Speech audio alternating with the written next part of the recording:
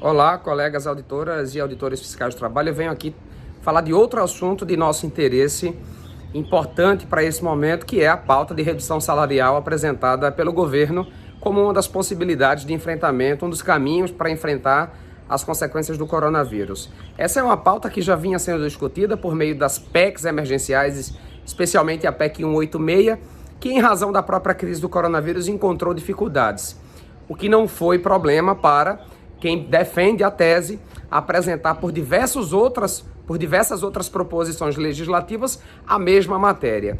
É óbvio que isso gerou e tem gerado uma reação gigantesca de todas as entidades, incluindo o nosso sindicato, o SINAIT, que ao lado do FONACAT e de outros conjuntos de entidades tem produzido pareceres jurídicos, manifestações que influenciam a grande imprensa, notas dirigidas com esclarecimentos às lideranças partidárias, de blocos partidários, na perspectiva de influenciar a formação da pauta de votação do Congresso Nacional.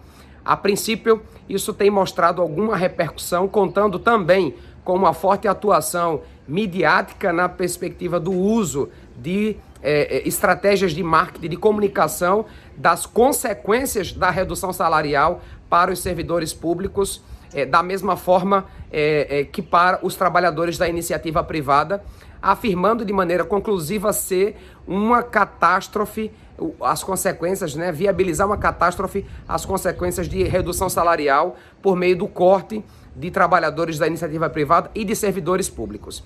Nós estamos acompanhando para e passo o que tem sido discutido pelos plenários virtuais da Câmara e do Senado Federal, bem como por meio do funcionamento dos gabinetes dos parlamentares.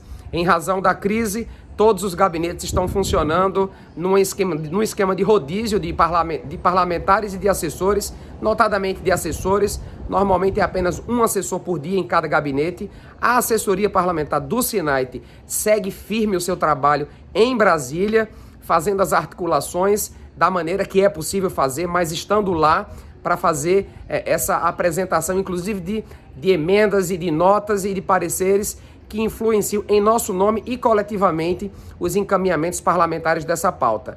A última reunião no Colégio de Líderes da Câmara, quando discutiu esse assunto, obteve compromisso do presidente da Câmara, Rodrigo Maia, de não pautar projetos e proposições legislativas com essa temática. Isso não é suficiente para desmobilizar a nossa categoria e todas as entidades. Nós vivemos agora uma união de esforços de entidades de representação de servidores, de magistrados, de membros do Ministério Público, como jamais se viu antes. É grande, é gigante. Temos ocupado espaço na mídia, nesse coletivo, temos influenciado órgãos de imprensa, temos apresentado alternativas, como é o caso da taxação de grandes fortunas e das mudanças na relação de cobrança dos tributos dos empresários no país, bem como também suscitando a possibilidade de suspensão do pagamento do serviço da dívida, dos juros da dívida, entre outras tantas. A única que não é viável, porque ajudará a quebrar e a aumentar as consequências econômicas da crise,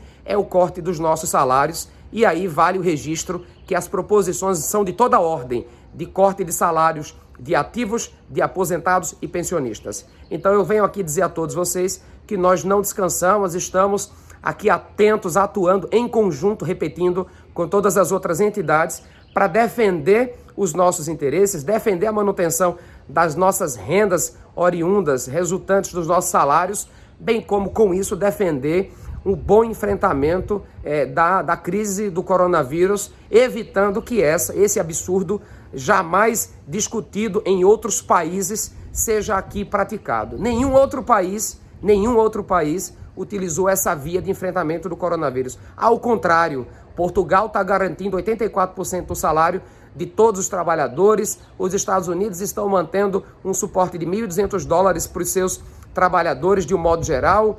Na França a gente está vendo o governo sinalizar que vai pagar luz, água e aluguel. Não há razão para justificar essa medida cruel que o governo brasileiro tenta empreender. Não sem a nossa resistência, não sem o nosso esforço, que até então tem mostrado resultado, na perspectiva de esclarecer e de sinalizar que isso é um equívoco, que essa medida seria catastrófica.